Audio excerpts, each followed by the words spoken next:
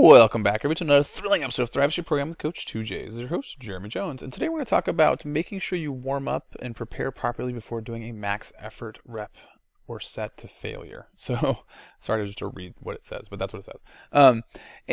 Again, when we have these sort of max effort year-end goal, it's really one of our ways of introducing a little bit of open gym etiquette. If whether or not your gym has open gym available for folks, it's still good to teach people the basic etiquette for when they're training on their own. When they visit another gym, they're training somewhere else where there's other people training around them, and they're not necessarily in a class.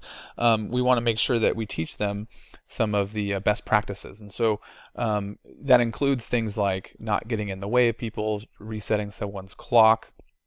Having a plan, not just going in and making it up as you go, but also making sure people warm up. So one of the things that if they're doing a heavy lift, obviously we want to make sure that they do the warm up that's written here, but they may want to do some good warm up sets so that they can hit that lift properly. Another one is, for example, just doing push-ups. If they were doing a max set of push-ups or a max set of pull-ups, if they spend a little bit of time kind of doing the movement a few times, stretching out and getting the blood flow in there and kind of priming the nervous system, that's going to help set them up for success. So what I like to do for push-ups, for example, would be we did some push-ups here, but maybe they did something else before. So before their set of push-ups, they might do a fast set of 5 push-ups, and then stretch out their shoulders a little bit, and then maybe even do some explosive push-ups where they're really working on power to try to get that activation. They don't even have to do it from the floor. They could do it on a box or something like that. So it's they're really working on the acceleration to try to get more muscle fiber recruitment. And again, they want to rest fully, so they rest another 30 seconds to a minute, and then maybe they work on a little bit on their plank, make sure they got their plank dialed in and their full body tension, and then they go for their set. So then that way, they, instead of just saying like, oh yeah, I don't know how many push-ups I can do, why don't you just time me we'll see how many I can do in a minute. And that's okay, but it's not going to set them up for success. And so when it comes to competition or measurement days where we're going to be measuring and tracking things, we just want to make sure people get the best. We set up the laboratory the best way. So we want to control all the variables so that we're creating like a little experiment, so that when we compare it next time, it's a direct comparison versus having a lot of different variables skew the results. So we got a warm up here. Go ahead and take everyone through this warm up and then do some shoulder stuff. And then today we're going to work on power clean plus front squat or squat clean. There's definitely something like that coming up next week. So again, it's our time to get a little extra coaching in. And some people might just turn that into, you know what, I'm just going to keep going and test my squat clean max because I haven't tested it in a while. And that's fine. That's a great thing that they can test that they haven't tested in a while. They're going to be warmed up for it. And you can have them do that today. But then we want people to take one or three things to test. I like to have people do a strength movement, a gymnastics movement, and one small metcon or monostructural movement in the hour. A lot of times people can fit in 4 of these things if they don't pick anything that takes terribly long, and they won't really affect each other too heavily. But I put some of the heavier stuff in the beginning, and then you can see like a metcon or monostructural movement might be double unders or one of these running things. The strength movements would obviously be the barbell stuff, but it could also be something like strict pull-ups or strict handstand push-ups are also considered sort of a strength movement. Gymnastics if they're doing a bigger set, but if it's more of a strength limit, then it becomes a strength thing.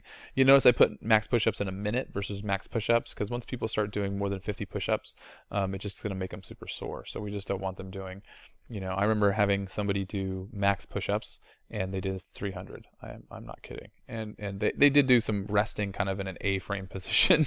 But they didn't come down off their toes, and then he had arm dough for like a week. So that's why a lot of these are in a minute. Now, if you're using Beyond the Whiteboard, all of these things link to the Beyond the Whiteboard that would update people's fitness ratings, which is one of my favorite parts about Beyond the Whiteboard.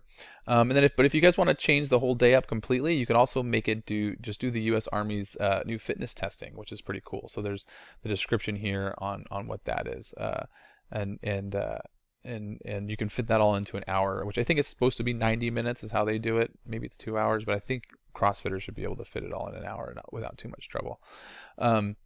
But again, we want to make sure that people are warming up properly for each thing. They're not just going right into it. It's best to kind of group people up. So what you want to do is say, okay, or you as a coach could pick. You could say, here are the 5 things I want everyone to do at least 3 of.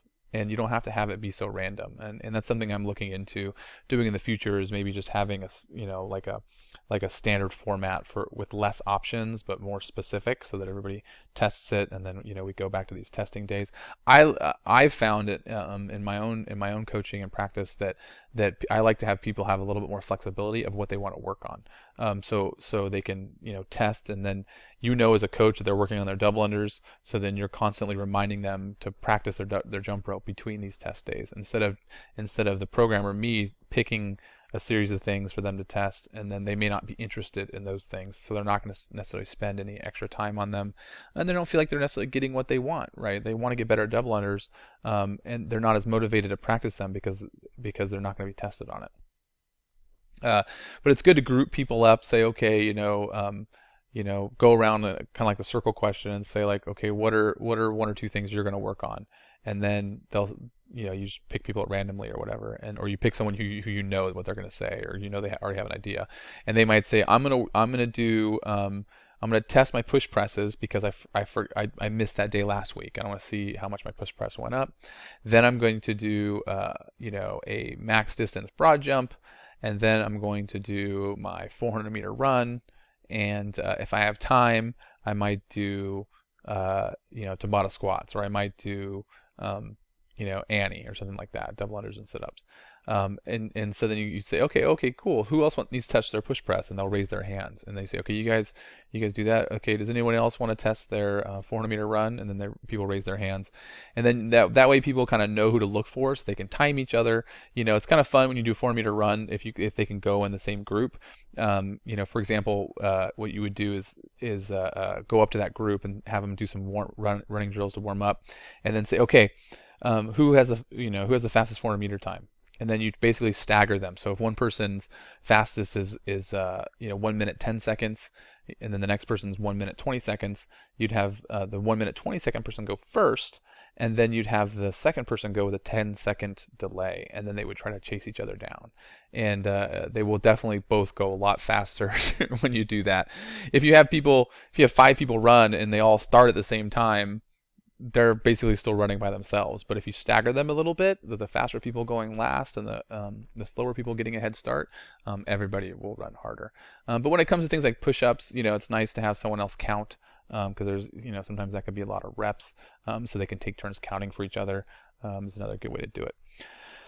But that's it for today, guys. Thanks a lot, and thrive on.